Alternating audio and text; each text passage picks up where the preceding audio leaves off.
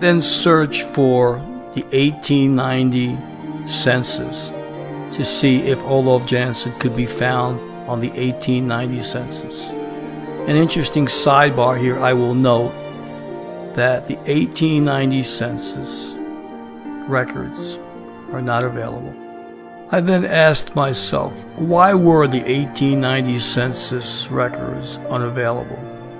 I learned that the 11th U.S. Census that was taken on June 2nd of 1890, and most of the 1890 census was destroyed in 1921 during a fire in the basement of the Commerce Building in Washington, D.C. An interesting fact is that the 1890 census was the first to be compiled using a machine-readable medium, using punch cards and tabulated by machine, a method invented by Herman Holbrooke. The total population of 62,947,714 was announced only after 6 weeks of processing. The public reaction to this tabulation was disbelief, as it was widely believed the right answer was at least 75 million people in 1890. Almost all the population schedules were damaged in a fire in 1921, with 25% destroyed and 50% damaged by smoke and water. In December of 1932, according to standard federal record-keeping procedure at the time, the chief clerk of the Bureau of the Census sent the Librarian of Congress a list of papers to be destroyed, including the original 1890 census schedules. The librarian was asked by the Bureau to identify any records which should be retained for historical purposes, but the librarian did not accept the census records. Congress authorized destruction of that list of records on February 21, 1933, and thus the 1890 census remains were destroyed by government order by 1934 and 1935. Why would Congress order the 1890 census records to be destroyed if there was at least 25% or more of the census available?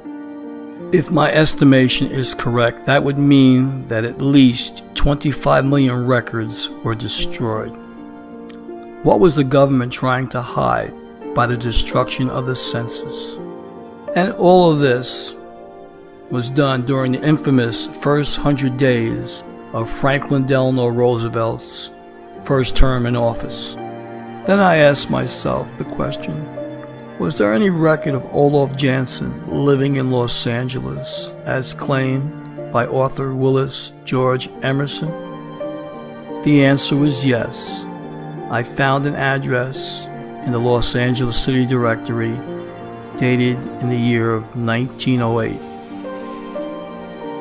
Halfway down the right page was the name of Olof Jansson, listed living at 331 West 45th Street in California, just as author Willis George Emerson had claimed in the book.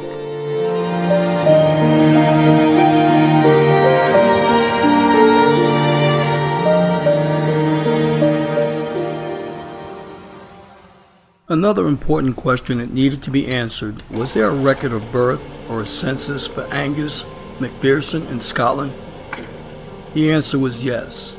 Angus MacPherson was born in 1796 in Scotland. I was able to acquire the 1841 Scotland census that was taken, which proved that Angus MacPherson at the time was 45 years old. His birth year was listed as 1796.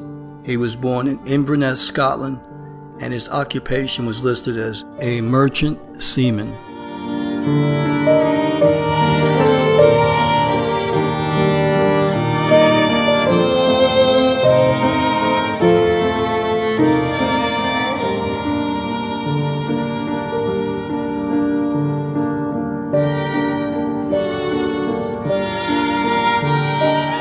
As I look back on this research, it never would have been possible had I not become fascinated by the story told by Norwegian sailor Olof Jansson, and decided to take the time to narrate the book and upload the video to my YouTube channel. And it was fortunate for me that I was contacted by a man named Chris Baird, a fellow Hollow Earth researcher, who insisted that I try to research the life of Olaf Jansen and try to figure out if the man truly existed, or was Olaf Jansen, the man of the story, a figment of author Willis George Emerson's imagination. Are there any photos that have been taken that show of any polar openings in the North or South Pole?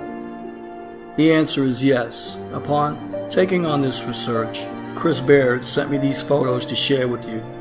The photos provide strong evidence for a hollow Earth and help validate Olaf Jansen's story.